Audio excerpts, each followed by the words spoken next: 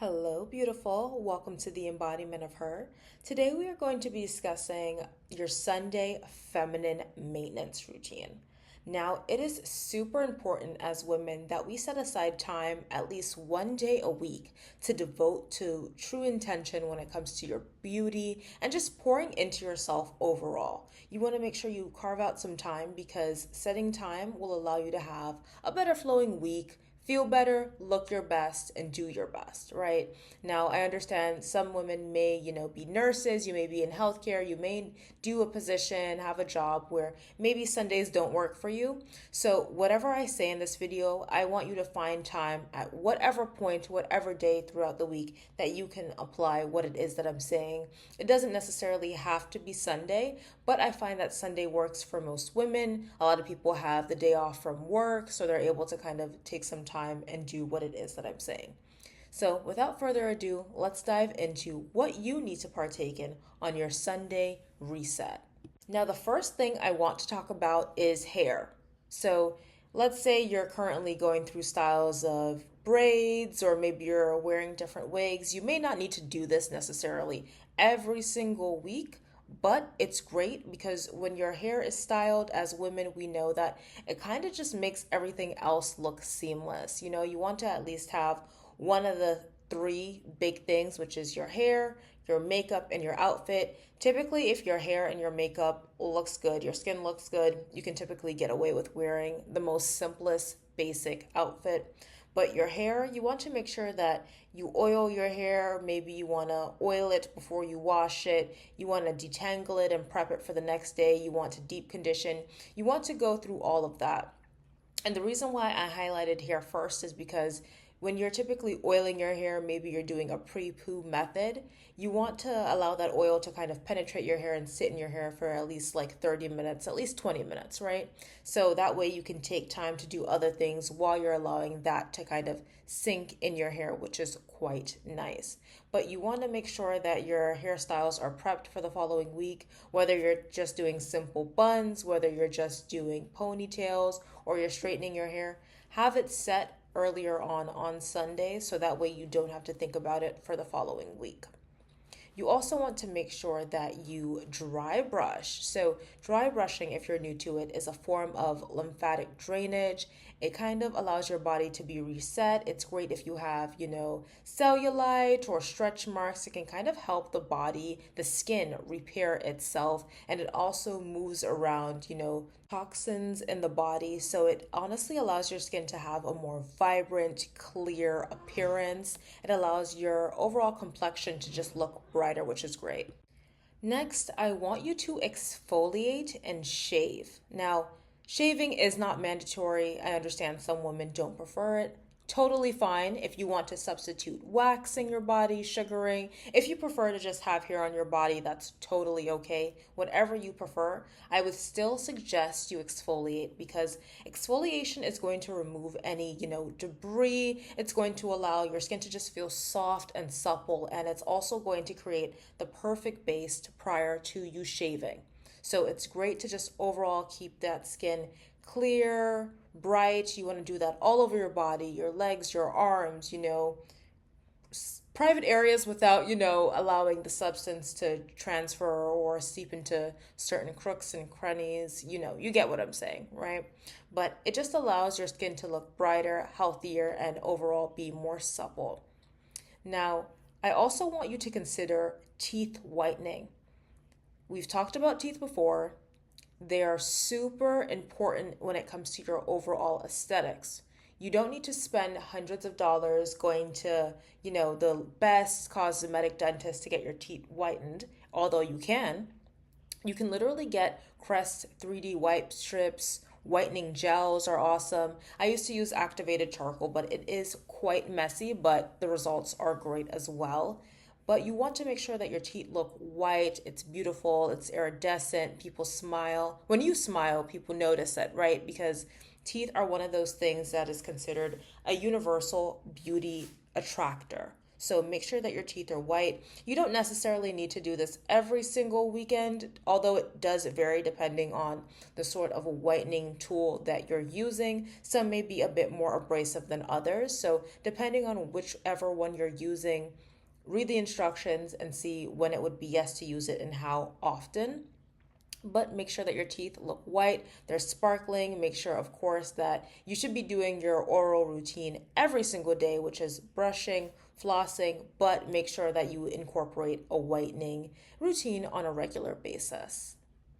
Another thing that I love to do is at home dermaplaning with just a basic, dollar store razor that is specialized for your face. So, dermaplaning is removing that excess hair, that excess layer of skin from your face. It doesn't hurt, it isn't uncomfortable by any means. It's kind of like lightly shaving your face in a sense. Even if you don't grow, maybe a full beard, maybe you don't suffer with PCOS or anything like that, it's still nice to do because it creates such just a smooth base for your skin. Your skin glows, your makeup sits better, your, skin products, your lotions, your creams, whatever, penetrate your skin even better. So I would highly suggest you just look into dermaplaning by just taking a simple facial razor, not a regular razor, a facial razor, and just making light strokes on your face after applying some sort of cleanser, or a lot of people like to use like aloe. You want to make sure that you're using a barrier between the razor and your skin.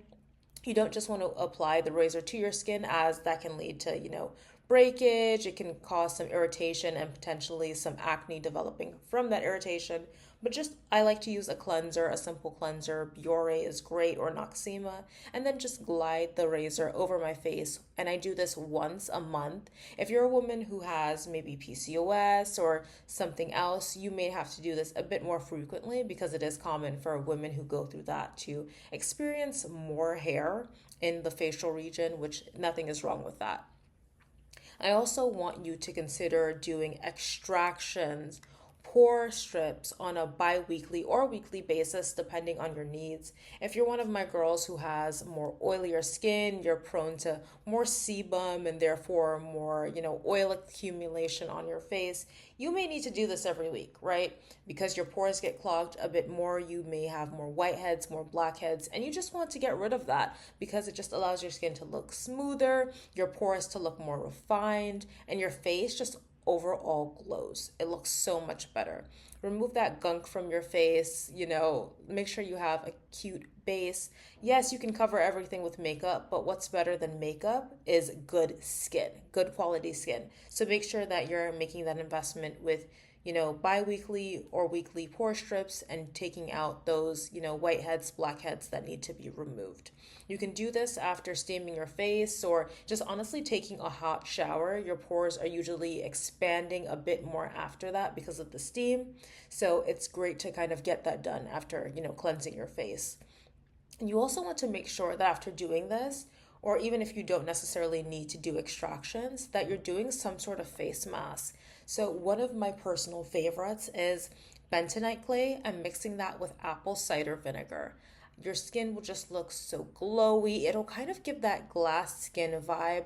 I'm someone who has oilier skin, and bentonite clay has been known for doing a natural deep cleansing of the pore, which is amazing. So if you have oilier skin, you might want to look into that as well.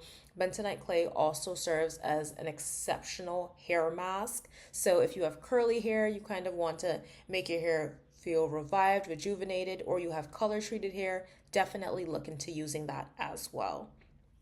I also want to make sure that you ladies know that you want to keep your nails done.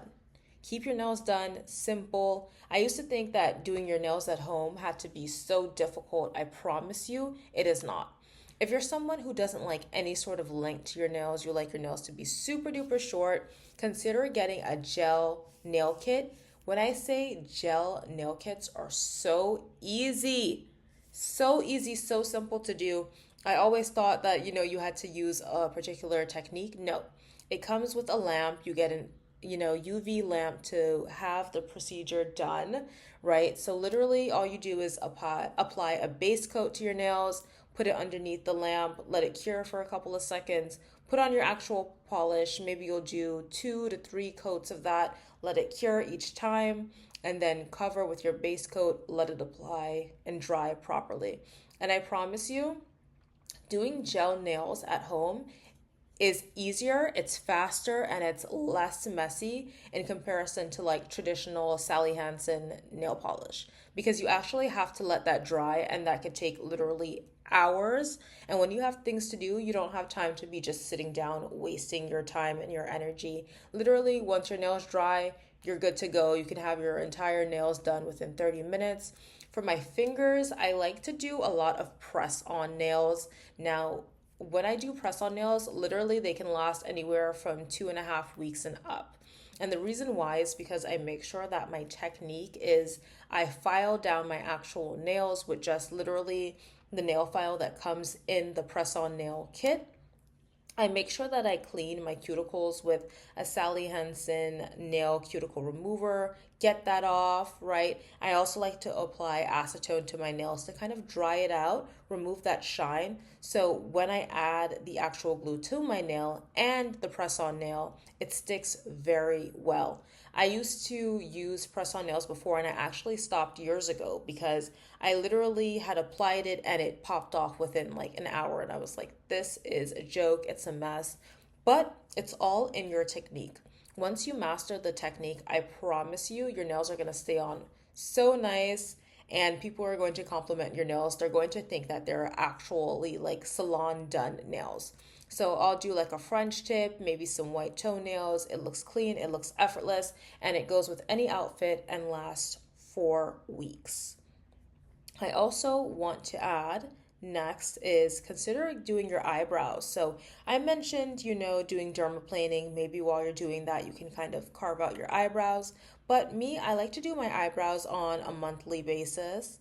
I like to get them threaded because I prefer a defined arch. That works best for my face shape. So I like to do that on Sundays once a month, or sometimes I'll just go in between and kind of just thread my eyebrows a little bit, or go in with a tweezer, clean them up a bit, which is quite nice. And you want to make sure that your eyebrows are always done to the shape, to the arch that's particular to your face shape, because that's what's best for you. Again, someone else may look better with thinner eyebrows. It may not look that way on you. Someone else may look good with thicker eyebrows. I know for sure it doesn't look good on me, right? So just making sure that you're tailoring any and everything to you, because that's how it's going to look the best. So those are my tips and tricks on how to have an amazing Sunday reset. I want to learn, what do you girls love to do on Sundays to set yourselves up for success for the following week? Let me know below and I'll catch you in the next one. Bye.